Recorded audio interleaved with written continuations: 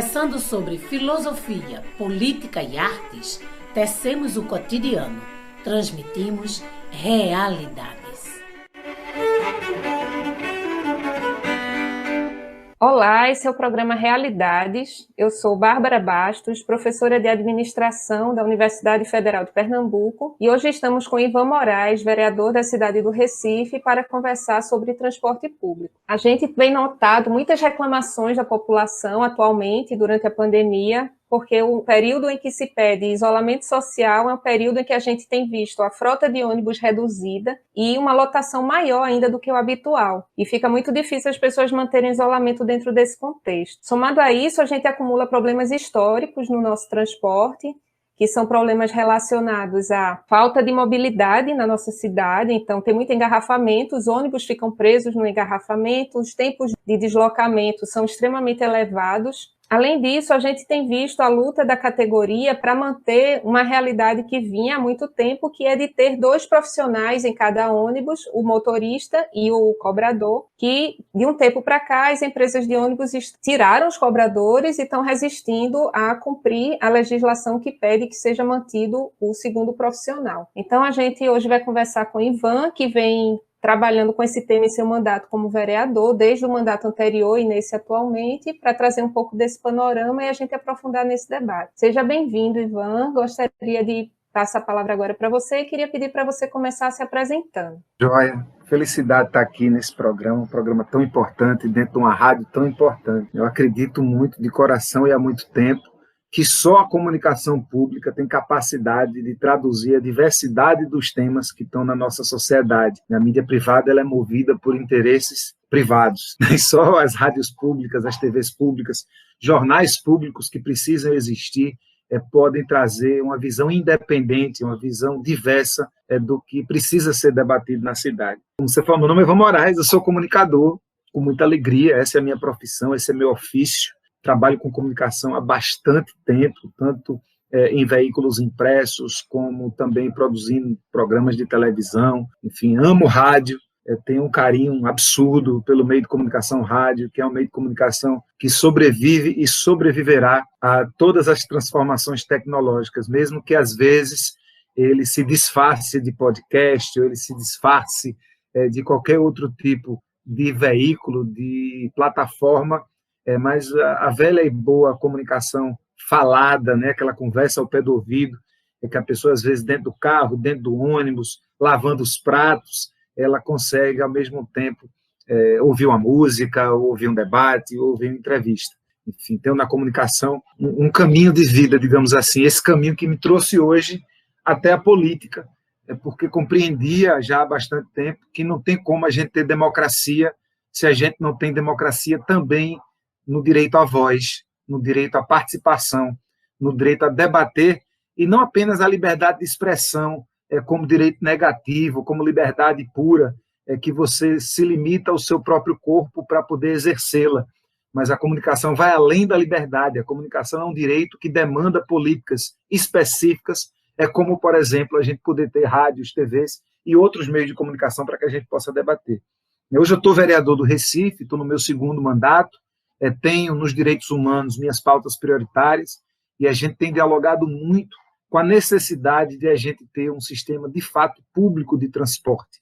Hoje a gente tem na nossa cidade um modelo privado, né, um modelo em que a gente tem um transporte coletivo, embora regulado pelo poder público, mas controlado e executado por empresas privadas, pouquíssimas empresas, que pertencem a pouquíssimas pessoas, que se conhecem, que se relacionam, que combinam quanto vai ser o preço da passagem, que combinam se vai ter mais ou menos ônibus na rua, muitas vezes a revelia do próprio Estado.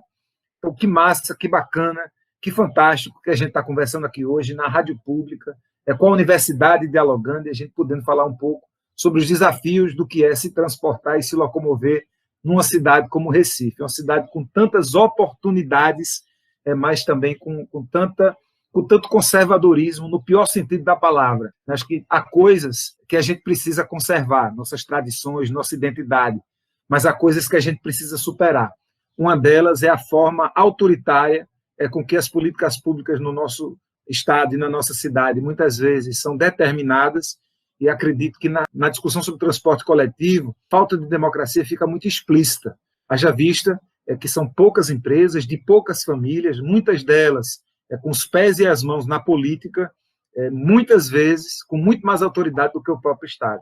Vamos à conversa que vai ser boa. Massa, Ivan. Queria que você falasse um pouco para a gente sobre essa questão da estrutura em si, né, do transporte público. Quando você começou a acompanhar como vereador, né, o que é que você encontrou assim de contexto em que, com essa questão desse poder concentrado nessas empresas privadas, e como é que tem sido essa relação com o Estado? A gente tem a questão da mudança de legislação, né, que talvez seja uma boa forma da gente entender como é que isso funciona. Como é que foi essa questão da mudança para tirar os cobradores dos ônibus? O meu primeiro cartão de visita, já como vereador do Recife, em janeiro de 2017, foi uma discussão sobre o aumento das passagens de ônibus. E foi uma discussão muito dura, em que o movimento da frente pelo transporte público estava muito forte, né? Houve muita confusão no bom sentido, houve muita manifestação, e eu, como vereador, pela primeira vez, não fui barrado na reunião do Conselho Superior de Transporte Metropolitano. Eu tive o direito de estar dentro da reunião, embora eu não tivesse direito à fala. E aí os aprendizados, né? A Câmara Municipal tem um assento nesse lugar, que é o Conselho Superior de Transporte Metropolitano, que é a instituição, é o órgão que toma todas as decisões oficialmente pelo transporte público ou pelo transporte coletivo. Compõe esse conselho uma parcela de usuários e usuárias, mas o governo do estado com muitos assentos, a prefeitura da cidade com alguns assentos, os próprios empresários com alguns assentos e a Câmara Municipal do Recife e a Assembleia. O representante da Câmara, naquela reunião, era um vereador que eu havia acabado de conhecer pessoalmente, enquanto vereador, e que veio a falecer na legislatura passada, que era o vereador Carlos Gueiros. Curiosamente ou não, o vereador Carlos Gueiros, no Conselho de Transporte Metropolitano, falava pela Câmara, ou seja, falava por todos nós, mas era um vereador que tinha na sua trajetória de vida, e sua principal ocupação foi ser empresário de ônibus. Ele possuía uma empresa de ônibus, que era a empresa Globo, que estava depois no nome dos seus filhos, que tocavam essa empresa, mas que era naturalmente coordenada pelo seu fundador. E ele, na reunião do consórcio, ele se portava como concessionário muito mais do que como vereador. Menos curiosamente ainda, a gente percebeu uma articulação dos empresários com o governo, em que os empresários pediam um aumento muito acima da compreensão possível. Então havia um vereador representando a Câmara de Vereadores, o vereador Carlos Gueiros, eleito pelo povo, naturalmente, mas que ocupava espaço no consórcio Conselho Superior do Transporte Metropolitano, e nesse local comportava-se principalmente como empresário de ônibus, votava com os empresários, e muito mais do que com os empresários, até com o governo. Então, havia meio que um jogo de cartas marcadas, em que o empresariado pedia muito mais do que o que poderia ser compreensível. Naturalmente, a sociedade civil pedia o não aumento, e o governo oferecia uma proposta, teoricamente, de mediação, mas que nós entendíamos que era naturalmente uma proposta negociada com os concessionários, né, e permissionários, nem todo mundo era concessionário. E aí houve uma grita muito grande, eu me posicionei de forma muito enfática, e a partir desse momento eu comecei a aprender mais. Eu entendi, por exemplo, que os empresários, eles têm muito mais poder do que deveriam, essa é a minha opinião, mas que, na verdade, o próprio governo, ele faz um jogo duplo também, né? O governo demorou anos para fazer licitação do transporte metropolitano, por exemplo. Depois que faz a licitação, demora muito mais tempo para assinar os contratos. Então, a gente vive um cenário de semi-legalidade em que algumas empresas são permissionárias, outras empresas são concessionárias, outras empresas têm tipos diferentes de contratos precarizados, e o governo não toma uma posição de moralizar tudo, porque se assina todos os contratos de concessão, o governo também se obriga a fazer repasse às empresas que o governo não deseja, não pode, não quer fazer. Então fica esse jogo de empurra entre governo, que tem algum poder, mas que não executa a política, o empresariado, que tem poder econômico e que executam, de fato, o transporte metropolitano na nossa região, e a sociedade civil, o povo, que não tem poder suficiente para enfrentar nem governo, nem empresariado, nem tem dinheiro suficiente para ter voz, como os governos e empresários normalmente têm nos meios de comunicação que são privados. E aí, a partir desse entendimento, naturalmente, eu tenho conversado muito nesses anos com empresários de ônibus, eu converso muito com as pessoas que estão há mais tempo na Câmara, converso muito com as pessoas que entendem de transporte metropolitano, tanto no governo quanto na sociedade civil, e compreendo que existe no transporte metropolitano, pelo menos da região metropolitana do Recife, uma reprodução de lógicas que são inerentes do próprio processo civilizatório que a gente passou. Poucos grupos controlando economicamente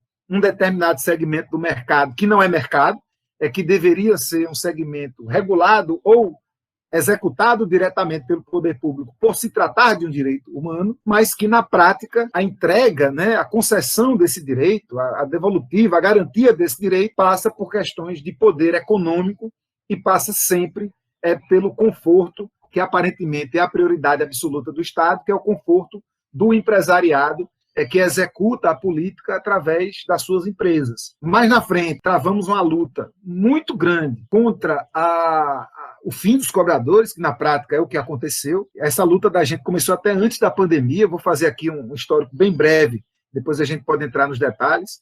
Em 2019, a gente recebeu a oposição sindical dos sindicatos rodoviários, eles não eram nem sindicato ainda, era a oposição sindical, o Grupo Guará. E eles vinham denunciando que, aos poucos, as empresas já estavam demitindo cobradores e pagando um adicional de R$100 para que o motorista acumulasse essa função. A gente achava que era um absurdo, não apenas pelo direito do trabalhador, e acho que isso passa muito mais até pela garantia do direito da população que anda de ônibus, do que pelo direito do trabalhador e da trabalhadora. Mas a gente entendia que era um tema que a gente precisava levar adiante. Quem anda de ônibus, e aí é outra coisa, parece que quem faz a política não anda de ônibus, porque quem anda de ônibus sabe que é fundamental você ter mais de uma pessoa tomando conta daquele veículo, especialmente quando tem ônibus lotado, quando tem jogo, quando tem algum momento que demanda uma atenção a mais de quem não tem que estar dirigindo o tempo todo. A gente sabe que quando o motorista passa troco, ou ele vai precisar parar o ônibus para passar troco e fazer com que a viagem demore mais, ou ele vai passar o troco andando e vai colocar a vida de todo mundo em risco. Um ano depois, nós conseguimos aprovar essa lei, já dentro da pandemia, já dentro do momento eleitoral, aprovamos a lei, o prefeito Geraldo Júlio, então prefeito Geraldo Júlio, sancionou a lei, ou seja, virou lei, mas foi quase que um estelionato eleitoral que ele fez. No meio da eleição, quando ele queria eleger seu sucessor, ele sancionou a lei, mas os empresários judicializaram essa lei, colocaram a lei em disputa no tribunal, que suspendeu a lei, e a prefeitura convenientemente não recorreu. A prefeitura convenientemente perdeu todos os prazos de recorrer sobre uma lei que havia sido assinada, sancionada pelo prefeito. Então a gente compreende que, se de fato houvesse algum compromisso de Geraldo Júlio em garantir a eficácia, a execução da legislação que proibia motorista de passar troco, a Prefeitura do Recife, no final do ano passado, teria recorrido da decisão judicial e acredito que deveria, inclusive, ganhar, porque muitos municípios do Brasil têm conseguido jurisprudências a favor do fim da dupla função. É importante negritar. Ao contrário do que algumas pessoas diziam, a nossa lei ela não legislava sobre matéria trabalhista, que é de competência federal. A gente legislava a partir da prerrogativa de que a Câmara Municipal tem a competência para legislar sobre assuntos que são de interesse municipal. Então, por mais que sim, seja bacana, seja importante, seja benéfico para a categoria de cobradores e cobradoras ter o seu cargo não sendo extinto, mas nós compreendemos que quando a gente faz legislação nesse sentido, o que nós estamos dizendo o povo do Recife acredita que dentro do transporte público na nossa cidade, nós queremos que haja motorista para dirigir e cobrador ou cobradora para passar troco. Então, é uma decisão que tem a ver com segurança no trânsito, é uma decisão que tem a ver com conforto de passageiros e passageiras, e é uma decisão que tem a ver com a própria celeridade da viagem. Se a viagem que demora 10 minutos, ela não pode demorar 30 minutos. As pessoas têm o direito de sair da sua casa e chegar no seu trabalho no tempo que o ônibus tem para fazer esse percurso de acordo com a permissão que tem para funcionar. Perdemos, mas continuamos na luta. A luta agora é para que a frota de ônibus, que foi reduzida com a pandemia, ela volte a ser 100%. Essa luta continua, é uma luta muito difícil de travar, pelos mesmos motivos que eu disse durante essa conversa inteira, e também, já que os motoristas e as cobradoras e os cobradores estão sendo obrigados a trabalhar no pior período da saúde pública da história da humanidade, a gente entende que quem é obrigado a trabalhar na pandemia deveria também ser priorizado na hora da vacinação. Então, trabalho não falta para quem quer debater transporte público, especialmente quando a gente fala do transporte público rodoviário, que é o que predomina na nossa cidade. Ivan, eu acho que uma coisa que você falou a questão de ser um interesse municipal, né? Porque se a gente for comparar o transporte público em diferentes cidades, o contexto não é o mesmo, né? Tem muita gente que deve falar, na Europa, nos Estados Unidos, não tem cobrador, só que o ônibus para num ponto e sobem 2, 3 pessoas, não sobem 30 pessoas num único ponto para pagar a sua passagem, né? Então, tem a questão da segurança pública também, né? Eu ouvi muitos relatos nesse sentido, de que o motorista, ele está atento às portas durante o embarque e desembarque, porque se tiver alguma tentativa de assalto, alguma coisa nesse sentido, ele pode agir, ele pode fechar a porta, ele pode interromper o desembarque, não é? Coisa esquisita, assim, e eu fico muito chateado, porque às vezes havia debates em que vereadores travestidos de uma certa razão, uma razão no sentido da filosofia, mas que embrenhados de preconceito, dizendo assim, mas eu viajei para Zurique e na Suíça não há cobrador há não sei quantos anos. Mas na Europa ninguém vê mais cobrador. Gente, a gente tem que dialogar, o nome do programa é Realidades, a gente tem que tratar com realidades. Nós não podemos comparar a realidade de uma cidade como Nova York, para citar uma cidade da América, que tem um sistema de metrô que chega em praticamente todos os lugares, que tem um transporte rodoviário que chega em todos os lugares, que funciona dentro de uma lógica que, por exemplo, as pessoas que são cegas, que entram num ônibus em Nova York, em Barcelona, em Zurique, como disse o nobre vereador, as pessoas cegas entram e tem uma gravaçãozinha que fala assim, chegou na parada nome tal, desça pelo lado direito, chegou na parada tal, desça pelo lado esquerdo. A pessoa cega que pega o Rio Doce CDU, ela precisa chegar para o cobrador e dizer assim, seu cobrador, eu gostaria de descer ali no Português, você me diz como é que chega. Porque é uma necessidade da nossa realidade. A nossa realidade demanda isso. A nossa realidade recifense, eu não digo nem brasileira, e deve ser brasileira, mas eu trato da cidade onde eu legislo. Na realidade recifense, a população que anda de ônibus, e é muita gente, já demandou que quer cobrador, cobradora. As pessoas sentem-se mais seguras com o cobrador e a cobradora. As pessoas podem se referir ao cobrador e à cobradora para fazer alguma pergunta. O cobrador e a cobradora, nessa época de pandemia, seria um sujeito dentro do ônibus que poderia estar dizendo assim, fulano, bota máscara. Você aí na frente, bota... Que o motorista não vai parar o ônibus para exigir o uso da máscara. O cobrador que poderia, a pessoa passando ali na catraca, bota um álcoolzinho em gel na mão. Essa seria uma função que o cobrador ou cobradora poderia fazer na nossa realidade. E acho até, Bárbara, que num futuro é muito provável que a gente esteja numa realidade que, de fato, mais na frente não precise mais de cobrador ou cobradora. Então, vamos nos debruçar sobre esse planejamento, dessa nova realidade e como é que a gente chega até lá. Então, se a gente entende que daqui a 5, 10 anos nós queremos um tipo de transporte público que não demande mais a presença de 2 pessoas dentro do ônibus, então como é que vamos chegar até lá? Qual será o processo que nos levará até lá? E até lá, como é que vamos fazer com esses milhares de profissionais que estão atuando e que poderiam, por exemplo, receber um tipo de formação específica para poder atuar em outras áreas? Durante essa discussão também houve argumentos, e acho até relevantes, do pessoal que trabalha com tecnologia, que sentia, às vezes, que a nossa fala poderia trazer alguma situação de oposição ao Porto Digital, por exemplo, ou às tantas empresas de tecnologia que existem no Recife. Eu disse que não. De forma alguma a gente é contra a tecnologia, e já que há tecnologia, já que há tantas empresas no Porto Digital, muitas delas, inclusive, precisando de pessoas para trabalhar, por que a gente não bota um horizonte de 5, 10 anos, e dentro desse período a gente não forma as pessoas para que possam ocupar essas tantas vagas ociosas que existem no mercado da tecnologia no Recife, fazendo com que a gente tenha uma realidade que permita que a gente não tenha mais cobrador ou cobradora e que faça com que as pessoas que hoje atuam nesse setor possam encontrar oportunidades, inclusive com fundos específicos para garantir empreendedorismo ou qualquer outra área que essas pessoas queiram seguir. Então, acho que a gente falha muito, às vezes, pelo excesso de pragmatismo das gestões públicas e pelo excesso de ganância de um certo empresariado, que não é todo mundo, mas é uma maioria, pelo menos, é uma maioria no espaço público. Para citar aí outra referência da comunicação, tendo o espaço público como aquele espaço em que as ideias dialogam, aparentemente as ideias dos empresários progressistas que demandam um outro tipo de relação com a sociedade não estão participando desse espaço público. E quem participa do espaço público é o empresariado autocrata e é um governo, quando não é omisso, é covarde.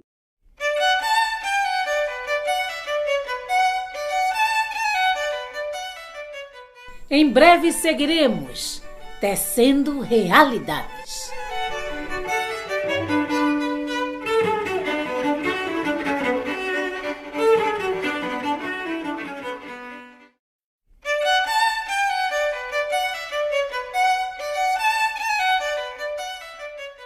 Estamos de volta, apresentando Realidades.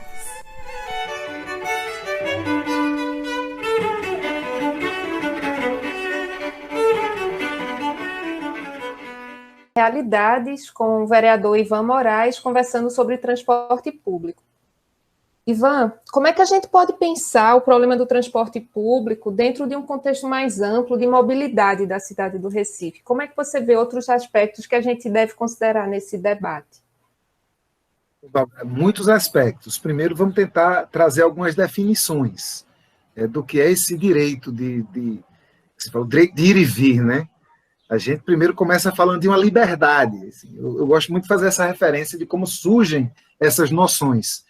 A liberdade de sair de um canto e chegar no outro, ela, mais uma vez, como todas as liberdades, elas se caracterizam como direito de primeira geração, ou direito humano negativo. E o que é esse direito humano negativo? É um direito que cabe ao Estado não fazer nada para que ele possa existir. Então, o Estado não pode ajudar, ele só não atrapalha, ele ajuda. Então, se eu tenho o direito de, com as minhas próprias pernas, sair do Recife e ir até São José do Egito, e no meio do caminho eu não for impedido de caminhar, essa minha liberdade está garantida enquanto direito. Só que, depois do iluminismo, né, depois das necessárias revoluções burguesas e liberais, nós chegamos à conclusão de que alguns direitos demandam mais do que liberdades. Então, ora, eu tenho a liberdade para sair andando do centro da cidade até a Universidade Federal para assistir aula. Ninguém vai me impedir de realizar esse trajeto.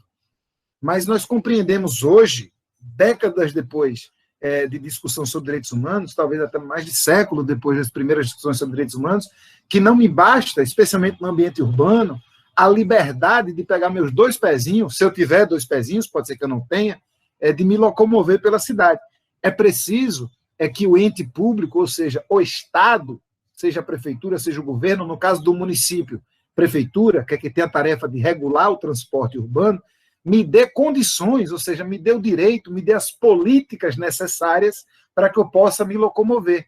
Até porque, já que a gente compreende que os direitos são interdependentes, se eu tenho direito à educação, mas eu não tenho condições de me locomover até a escola, eu não tenho direito à educação, eu tenho escola. Se eu entendo que eu tenho direito à saúde, mas na necessidade de me dirigir até uma unidade hospitalar ou um posto de saúde, eu não tenho condições de sair do meu bairro, de sair da minha casa e de me locomover até esse equipamento, eu não posso dizer que eu tenho direito à saúde. Da mesma forma, eu poderia falar de cultura, da mesma forma, eu poderia falar de trabalho, eu poderia falar de todos os direitos, que são direitos, que estão, inclusive, positivados pelas Nações Unidas, mas que demandam, além da liberdade, as políticas necessárias, aí, inclusive com recurso, para que o povo consiga sair do canto e chegar no outro. Isso se dá. Como é que isso se dá no município? Isso pode se dar, por exemplo, na regulação do espaço público por onde as pessoas andam. Estou falando de rua e calçada. Então, para que a gente possa se locomover, é preciso que o Estado, no caso a prefeitura, que tem essa tarefa, diga quem é que pode andar na rua.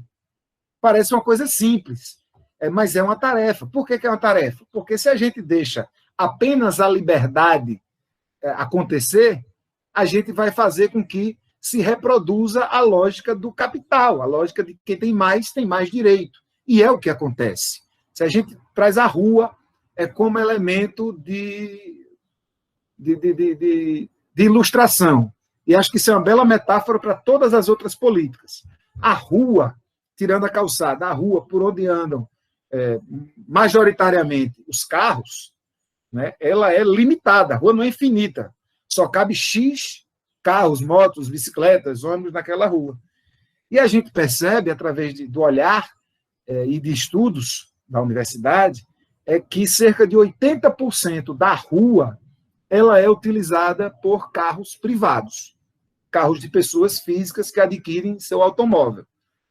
Ora, se a gente tem uma população que menos de 30% dos indivíduos possuem seu próprio automóvel, a regulação do espaço que é público, ou seja, de todas as pessoas, ela está errada. Porque a gente está dizendo que 80% do espaço está sendo ocupado por menos de 30% da população e que está ok. Não está ok. Então, o que é que poderia ser feito e deveria estar sendo feito? Algumas coisas que a prefeitura já sabe que tem que fazer, mas faz com pouca ousadia, para não dizer com covardia. Vou falar das faixas azuis, as chamadas faixas azuis, que são as faixas expressas para ônibus e táxis. Essas faixas, todo mundo que trabalha na prefeitura sabe que elas são o correto, que elas são o que precisa ser feito cada vez mais para que o transporte coletivo tenha mais velocidade. Então, não eu já ouvi vereador dizendo assim, não, mas o trânsito tem que ser bom para todo mundo, para quem anda de ônibus e para quem anda de carro. Mas parece que a gente, às vezes, é tão apegado a certos conceitos que você percebe meio que uma antropomorfização do veículo.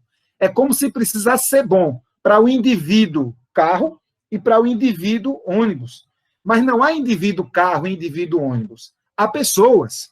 Então, não pode ser bom para todo mundo quando, por exemplo, 2 carros, cada um deles com uma pessoa, que a média de pessoa por carro na cidade do Recife é 1,3, então não posso dizer que 2 carros, um atrás do outro, cada um com uma pessoa, vamos dizer que tem 2 pessoas num e uma no outro, 2 carros, totalizando 3 pessoas, têm o direito de um ônibus que tem 40 pessoas.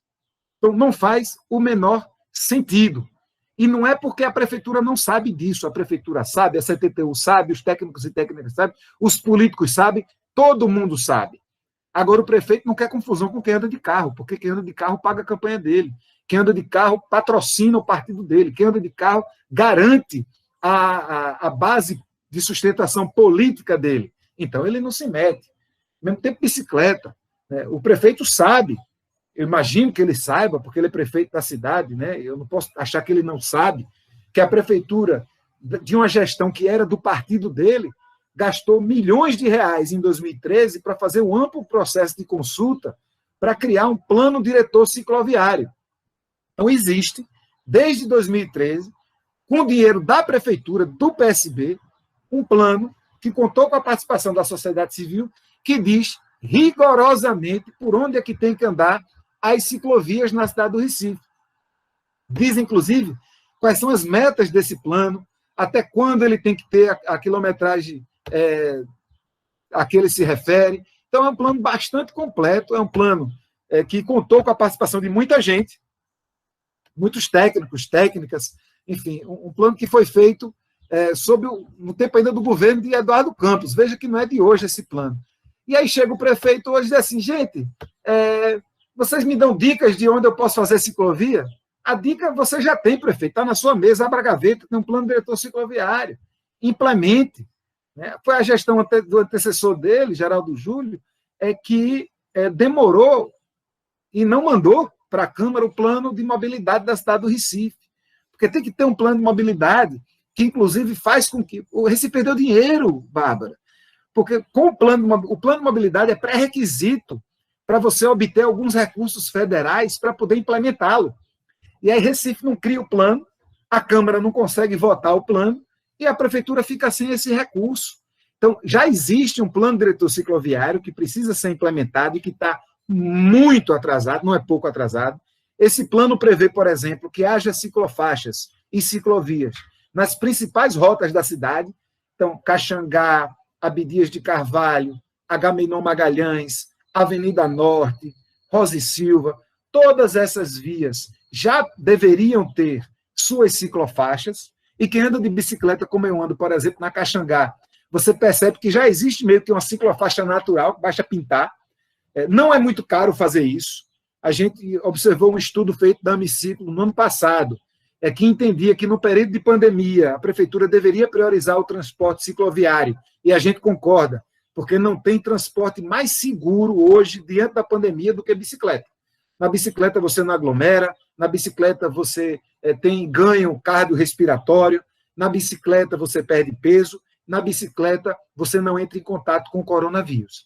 E aí a prefeitura poderia ter gasto 4,5 milhões de reais, Bárbara, de acordo com o estudo da Amiciclo, de 2,5 a 4,5, ou seja, poderia ter menos de 4,5 milhões, e poderia ter feito ciclofaixas emergenciais em todas as grandes vias da cidade, obedecendo o plano diretor cicloviário. Então, para fazer uma brincadeira que tem tudo a ver com bicicleta, não tem que inventar a roda, mas não tem mesmo que inventar, não tem que inventar o pedal. Basta você ouvir o que as pessoas que estudam já disseram, já que a gente tem uma prefeitura que abre a boca e se orgulha muito de dizer que ouve a ciência, mas não ouve, né? Porque se ouvisse a ciência, estavam ouvindo os cicloativistas, se ouvisse a ciência, estavam ouvindo as pessoas que estudam mobilidade, se ouvisse a ciência, estavam ouvindo os próprios técnicos e técnicas dentro da prefeitura que já sabem tudo o que tem que ser feito. E o que é que tem que ser feito? Uma nova regulação das nossas ruas, uma priorização objetiva do transporte coletivo, ocupando mais espaço definido nas nossas avenidas. Precisa haver espaço segregado para o transporte individual não motorizado, ou seja, bicicleta. Precisa cuidar das calçadas, precisa fazer um monte de coisa. O que não precisa é tirar ônibus da rua. O que não precisa é fazer com que a população se aglomere contra a sua vontade. O que não precisa, mas de jeito nenhum, é tirar cobrador de dentro do ônibus. Então, está tudo dito, está tudo explicitado. Acho que a gente não pode se contentar com uma gestão pública que se conforma em dizer da boca que é a favor da ciência, que é contra Bolsonaro. A gente está vivendo uma época da nossa história que as pessoas precisam ser julgadas pelas suas ações. As gestões públicas entrarão na história a partir do que elas realizaram, não a partir do que os seus prefeitos e governadores disseram. E realizar hoje é implementar o plano de mobilidade. Realizar hoje é implementar o plano diretor cicloviário. Realizar hoje é botar vias expressas para ônibus na cidade inteira.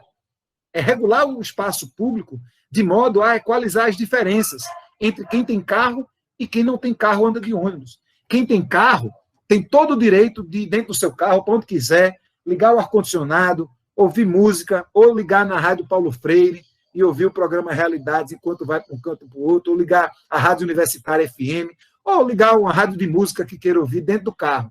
Mas quem está dentro do carro, quem escolhe ir de carro, quem tem dinheiro para ir de carro, precisa compreender que escolher carro precisa trazer também alguns ônus. Então, numa cidade bem regulada, e aí eu vou citar mais uma vez o vereador elitista da legislatura passada, quem escolhe andar de carro tem todo direito para andar de carro. Agora, na Europa, nos Estados Unidos, em Nova York, em Londres, em Genebra, quem anda de carro demora mais tempo no trânsito. Quem anda de carro pega engarrafamento. Quem anda de carro paga uma fortuna para estacionar. Eu vou citar agora um político liberal, para não dizerem que eu sou só comunista, porque sou, e que eu estou devendo, que eu estou falando de pauta somente da esquerda, porque não estou. Porque eu vou falar agora de Jaime Lerner. Foi prefeito de Curitiba, é um político liberal de direita. Ele não é um cara de centro, não, ele é um cara de direita. E essa frase é dele. Ele diz: o carro é o cigarro do futuro. Jaime Lerner diz: o carro tem que ser combatido.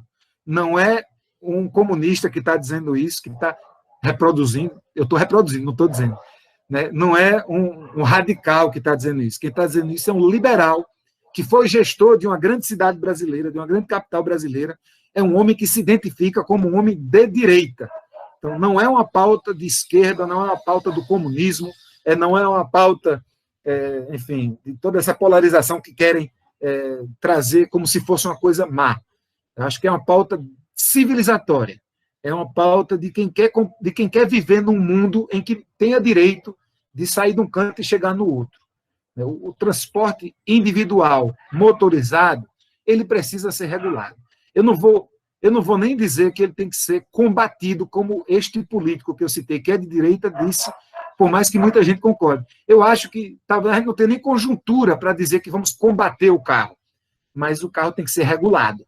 O carro enquanto ser antropomorfizado, ele não pode ser soberano dentro da rua. Ele tem que obedecer regras, e as regras têm que ser feitas para que todas as pessoas, e aí eu negrito, pessoas, não veículos, tenham capacidade e o direito de ir e vir. O direito de ir e vir é um direito de seres humanos, não é um direito de equipamentos, de veículos.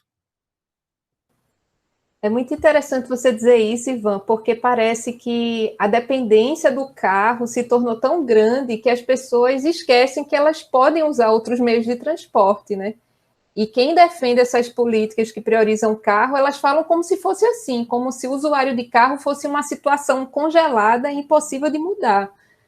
A gente não precisa nem ir tão longe, como você falou, para a gente ver essa história do carro demorar mais. Eu, há muitos anos atrás, fui a São Paulo e conversando com a pessoa que eu conheci lá, ela falou, hoje eu vim de metrô para o trabalho porque eu estava atrasada, não dava tempo de eu vir de carro.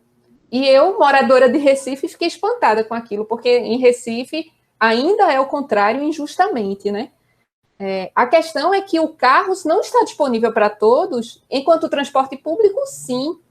Né? Então, se tem políticas adequadas de incentivo, muita gente vai deixar de usar o carro, vai usar o ônibus, vai usar a bicicleta, vai a pé, dependendo da distância. Né? E aí, lembrando também do que você falou dos direitos estarem relacionados, tem a questão de que dizem é perigoso andar a pé em Recife. Só que aí a gente tem que lembrar que segurança pública depende também da ocupação das ruas, né? E a própria priorização do carro esvazia as ruas. Existe todo um desenho da cidade que não favorece a ocupação de suas calçadas e que aumenta mais ainda a insegurança, né? Tem que pensar isso de forma coordenada, né?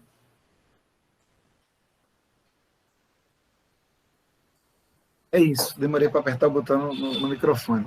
Mas é isso, acho que é muito curioso, quanto mais a gente se dedica ao estudo sobre transporte coletivo, ou mesmo sobre mobilidade, que é mais que transporte coletivo, mobilidade, pessoas saindo do canto chegando no outro, mais a gente percebe que é tudo mais do mesmo, assim, é tudo fruto de poderes públicos que são concebidos, capitaneados e coordenados por uma pequena elite que é econômica, que é de raça, né, são pessoas brancas, que é de gênero, a maioria são homens, e que se debruça sobre o transporte metropolitano, ou mesmo sobre mobilidade, a gente se depara sobre diagnósticos muito parecidos sobre quando a gente vai explicar ou tentar explicar qualquer outro grande problema brasileiro.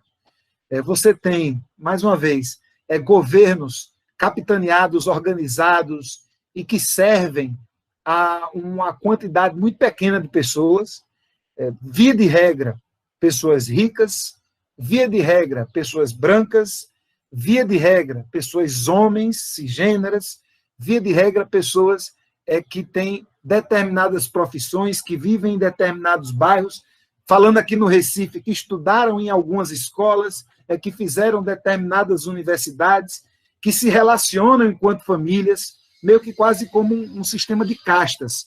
Então, você, às vezes, não sabe onde é que termina o governo e começa a empresa.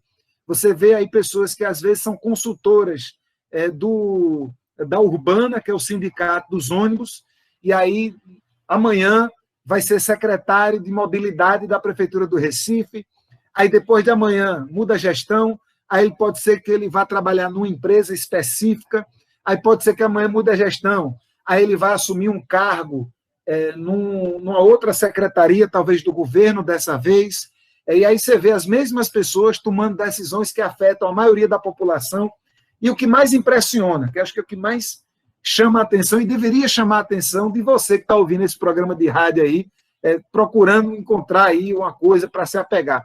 Isso devia lhe indignar muito, porque são muito poucas pessoas que tomam decisões muito graves sobre a maioria da vida de todas as pessoas e que, via de regra, mais uma vez, não utilizam esses serviços.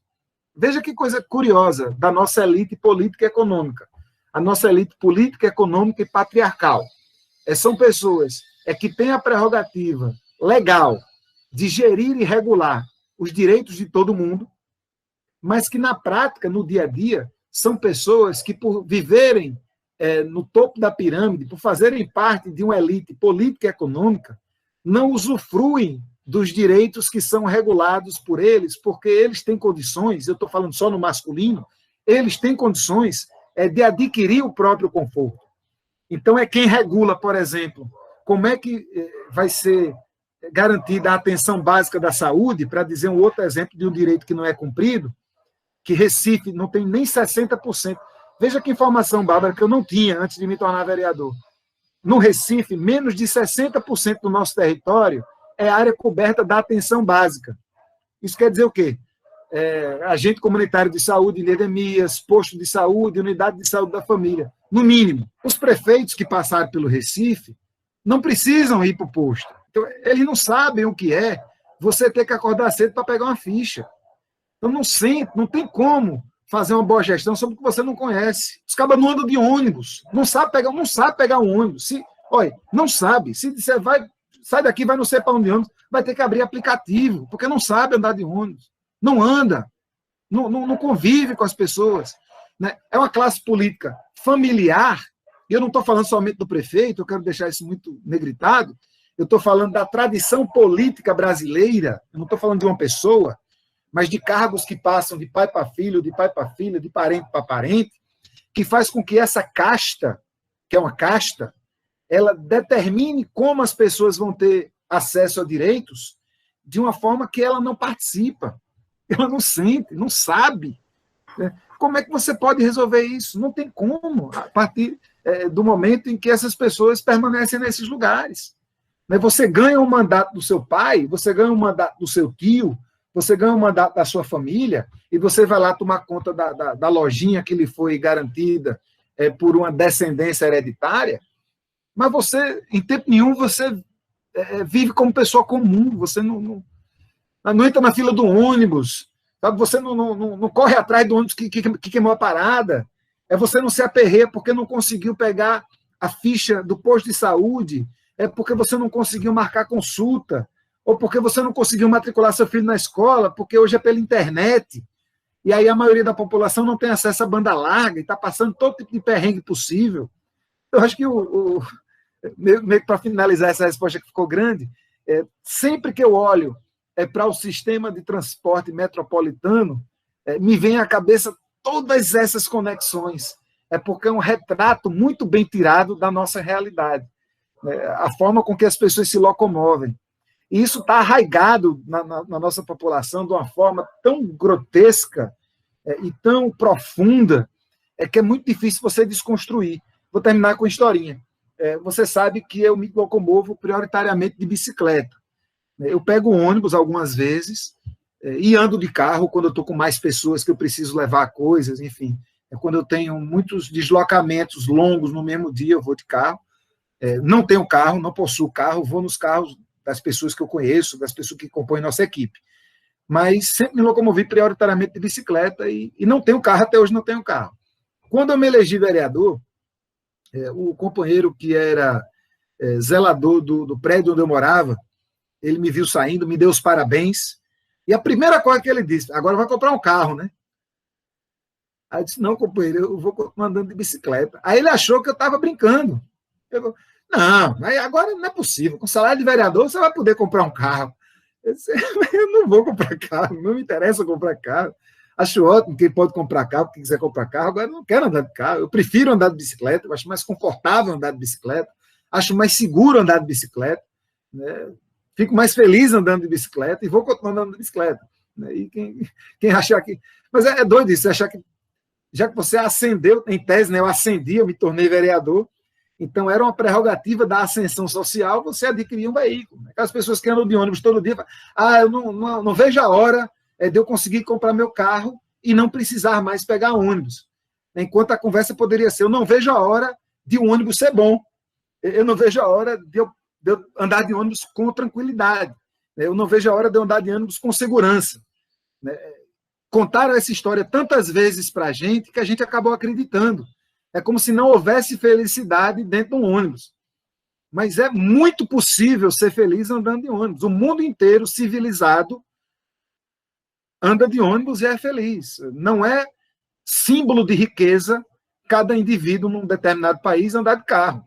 Pelo contrário, isso é símbolo de subdesenvolvimento, isso é símbolo de atraso.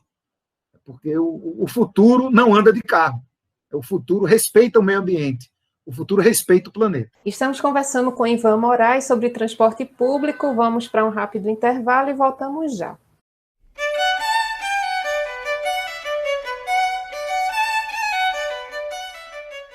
Em breve seguiremos tecendo realidades.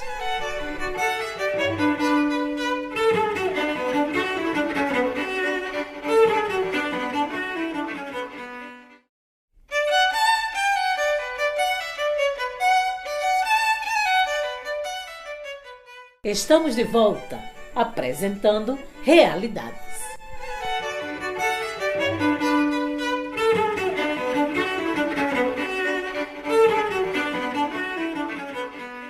Estamos de volta com o programa Realidades, com Ivan Moraes conversando sobre transporte público. Ivan, como é que você vê as causas dessa situação que a gente vê hoje? O que é que acontece que a gente não consegue ver a construção de políticas públicas olhar para a realidade da população e parecer tão desconectada? O pessoal do Ocupa Estelita dizia muito, né, que quem planeja a cidade é o capital.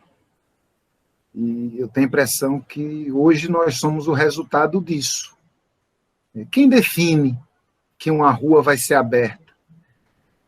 Quem define que a gente vai não regular as faixas expressas? Quem define que a rua pertence aos carros e não aos carros, ônibus, bicicletas, pedestres, skatistas?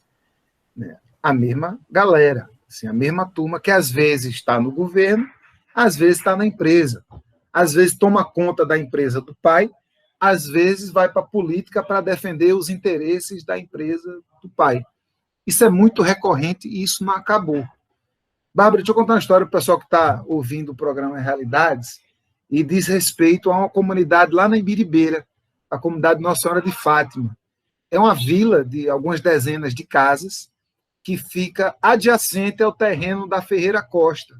Aquela grande loja. Acho que todo mundo que se muda, todo mundo que sai de casa, que vai montar seu próprio apartamento, mais cedo ou mais tarde vai querer comprar alguma coisa na Ferreira Costa, porque lá tem tudo. Uma loja monstruosa, algumas lojas muito grandes, que tem todo tipo de coisa. É uma loja, inclusive, de empresários pernambucanos, de Garanhuns, enfim, que tem aí muito mérito, e eu não estou aqui questionando a importância desse empreendimento. Mas, o que acontece nessa comunidade? Está acontecendo isso agora. Enquanto a gente conversa, essa é uma pauta do dia.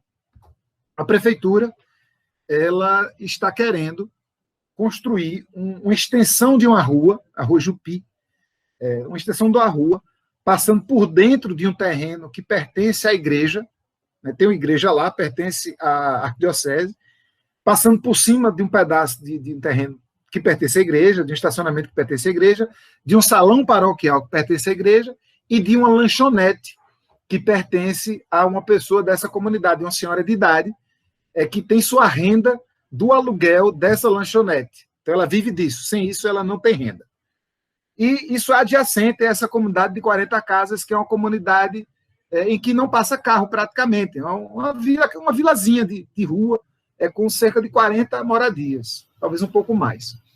E a prefeitura está querendo desapropriar esse terreno que pertence à arquidiocese, num valor de quase R$300 mil, para fazer uma extensão da Rua Jupi, uma extensão de cerca de 200 metros, que vai levar a rua até o muro da Ferreira Costa.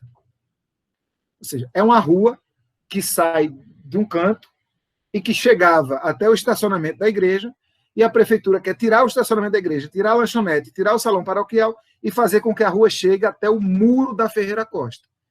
Então, só podemos entender que a intenção é fazer com que a Ferreira Costa ganhe uma nova entrada, que a Ferreira Costa possa abrir um portão e as pessoas possam vir arrodeando por essa rua, passando adjacente à comunidade da Vila Nossa Senhora de Fátima, para entrar na Ferreira Costa. Uma obra que só a desapropriação custa R$300 mil, quase R$300 mil. E aí a gente pergunta, para quem vai ser essa obra? É o dinheiro público, é o patrimônio do povo, meu, seu, de todo mundo que faz compra no Recife, de todo mundo que passa uma nota de ISS, indo para o interesse único e exclusivo de um grande empresário, que tem dinheiro para abrir o portão onde ele quiser, porque a Ferreira Costa tem saída para a Avenida Sul, a Ferreira Costa tem saída para o outro lado, e poderia abrir o seu portão do jeito que quisesse. Mas não, é a Prefeitura do Recife, o poder público, que está brigando com uma comunidade, que está brigando com seus munícipes, para passar uma via, esticar uma rua, para bater no muro da empresa, entendendo que a empresa vai ganhar uma entrada. Aí você pergunta à prefeitura, por que vocês estão fazendo isso? Aí a prefeitura responde oficialmente, não, porque na Mascarenhas de Moraes passam por dia 58 mil carros. Se a gente abrir essa ruazinha, a gente vai desafogar 1.700 carros. Não faz o menor sentido. Não faz o menor sentido. É a prefeitura que pertence, em tese, ao povo, gastando dinheiro que é do povo para alegrar, para dar mais comodidade e conforto ao empresário, a uma grande cadeia de lojas que, obviamente, não precisa dessa ação partindo da Prefeitura do Recife. E aí a gente está no mandato ao lado dessa comunidade, vamos chamar a audiência pública, salvo engano, na próxima semana. Vamos cobrar da prefeitura um posicionamento sobre isso, porque qualquer pessoa que visitar esse lugar, assim, quando eu fui, eu não entendi. Porque quando eu li uma matéria na Marco Zero sobre isso, e eu achava que era uma rua que poderia até trazer um ganho de escoamento de veículos. Eu achava que seria uma obra que poderia ter até alguma explicação técnica. Mas, Bárbara, não há. É 200 metros de rua que sai de um canto que não passa carro e que chega até o muro da Ferreira Costa. Não está errado, não está certo um negócio desse. E é simbólico, porque quem consegue isso, consegue tudo. E a população, que é a dona da cidade, é excluída de todo esse processo decisório.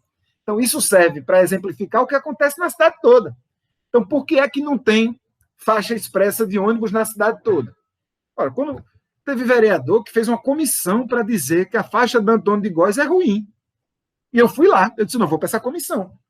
A gente ficava lá no Pina, na beira da parada de ônibus, lá no Antônio de Góes, onde tem uma faixa azul, e aí eles ficavam lá, alguns vereadores, na legislatura passada, dizendo, olha, tá vendo? Olha que trânsito, os carros estão tudo parados, e os ônibus passando.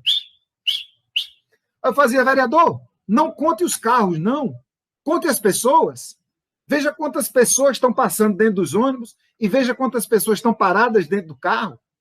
Mas para o vereador, que estudou num colégio privado, em Boa Viagem, né, que passou a vida todinha dentro da bolha dele, que descia do apartamento dele para dentro do carro, saía de dentro do carro para dentro da Câmara, aquilo para ele era estranho. Eu chegar e dizer que quem está dentro do ônibus tem o mesmo direito de quem está dentro do carro. Mas isso não pode mais ser estranho. Então, essa lógica ela precisa ser revisitada, né? Essas coisas precisam ser ditas. É, de fato, o interesse do povo do Recife que a prefeitura gaste R$300 mil só para desapropriar um imóvel, tirando o preço da obra, para favorecer uma empresa que nada em dinheiro. Estou falando de uma empresa que não perdeu um centavo na pandemia. Estou falando de uma empresa que permaneceu aberta o tempo todo e ganhando muito dinheiro o tempo todo. Eles precisam que o povo do Recife abra mão de espaço público para fazer uma rua para eles poderem abrir um portão? Não precisam. Está errado. Ivan, agora para a gente encerrar, Recife é conhecido como a Veneza brasileira, né? Mas a imagem que a gente vê de Veneza é de todo mundo andando dentro d'água, né? Seja de gôndola, que é uma coisa mais turística, ou naqueles vários meios de transporte aquáticos. Recife é cortado por rio, e quando se fala em transporte público, não se fala nada de rio, né? Se a gente for pensar a nossa cidade dos sonhos, Ivan, o que é que você imagina que poderia mudar para a gente chegar lá? Primeiro eu preciso dizer que a cidade dos meus sonhos ela é possível. Eu tenho certeza absoluta, porque vocês que estão na academia já me disseram, é que o meu sonho de cidade para o Recife é um sonho possível. E como é que é esse sonho possível? Primeiro, não tem negócio de estar abrindo rua para achar que está garantindo direito dos carros. Então, não vai ter direito para carro, vai ter direito para gente. Eu vou lembrar mais uma vez, eu quero que isso fique registrado, né, uma fala recorrente do meu companheiro Leonardo Cisneros, né, que deu o coração dele para a vida do Recife, para a cidade do Recife. Ele dizia: abrir pista achando que vai aliviar o trânsito é igual a pessoa que abre um botão no cinto para aliviar que está engordando. Sempre você vai precisar abrir outro furo. Eu sei porque eu sou gordo, posso dizer. Né? Enquanto gordo, e que já fez muito furo em cinto, eu já vi que não dá certo. Vai ter alguma hora que vai acabar o cinto, você vai ter que comprar outro. Então não adianta achar que você vai resolver o trânsito abrindo rua. Que vai resolver o trânsito é regular carro. Então, é o rodízio? Não estou falando de rodízio. Eu estou falando de a gente garantir que a prioridade da rua vai ser ônibus e bicicleta. Vai dar para passar carro. Agora vai ser mais demorado. Você pode escolher ir de carro. Vai demorar mais.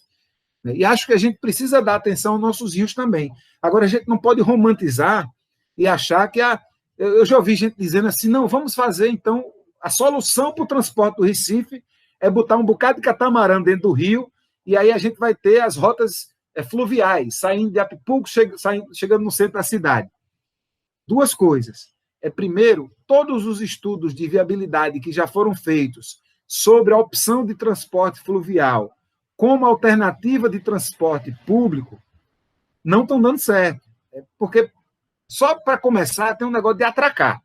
Então, se a gente fizer 3, 4 paradas do catamarã fluvial, digamos assim, só para parar e sair, ou seja, atracar e desatracar, um catamarã chega a levar 15 minutos.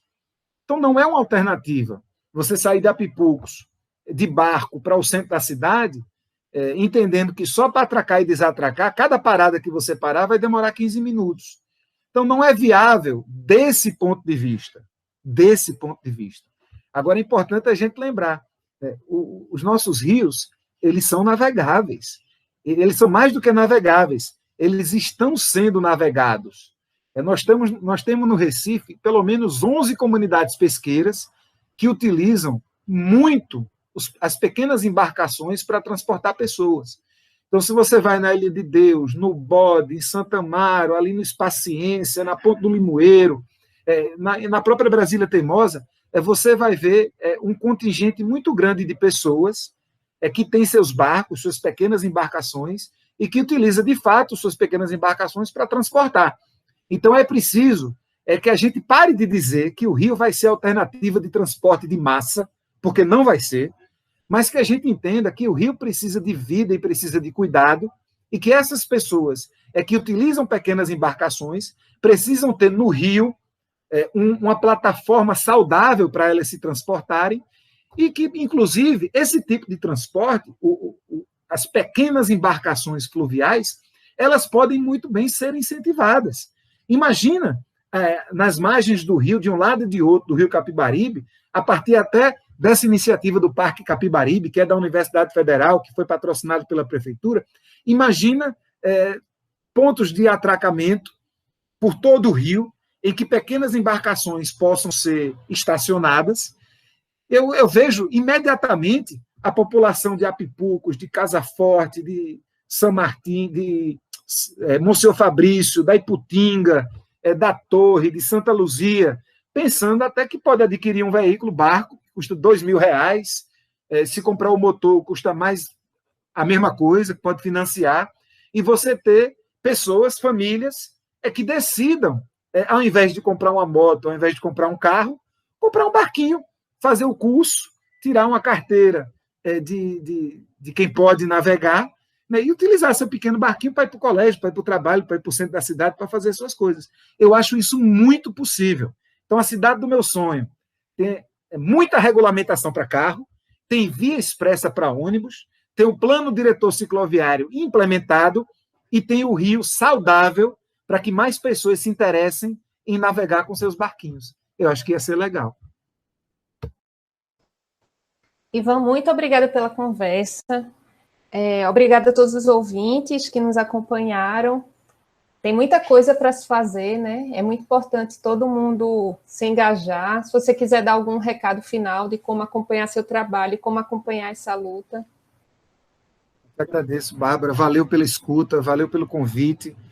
Enfim, mais uma vez, adoro rádio. Enfim, fui aluno da Universidade Federal de Pernambuco, tenho um orgulho grande dessa universidade. E convido todo mundo a acompanhar a luta da gente, né? O mandato da gente está muito nas redes sociais. Você pode ir no @Ivan Moraes Filho, tanto no Twitter quanto no Instagram, ou pode ir no Ivan Moraes Oficial no Facebook. Enfim, você encontra a gente em todo lado. Bota no Google Ivan Moraes, tem o site ivanmoraesfilho.com.br. Você não deixa de falar comigo, não. Só se você quiser mesmo. E quando der uma melhoradinha na pandemia, vou voltar a fazer prestação de contas do mandato nos ônibus, toda sexta-feira, pegando 3, 4 ônibus e falando de política, falando da tarefa desse empregado, prestando conta aos nossos patrões e nossas patroas. Enfim, mais uma vez, muito agradecido pela oportunidade de defender nossos sonhos possíveis. Beijo muito grande. Obrigada, Ivan, e até domingo que vem.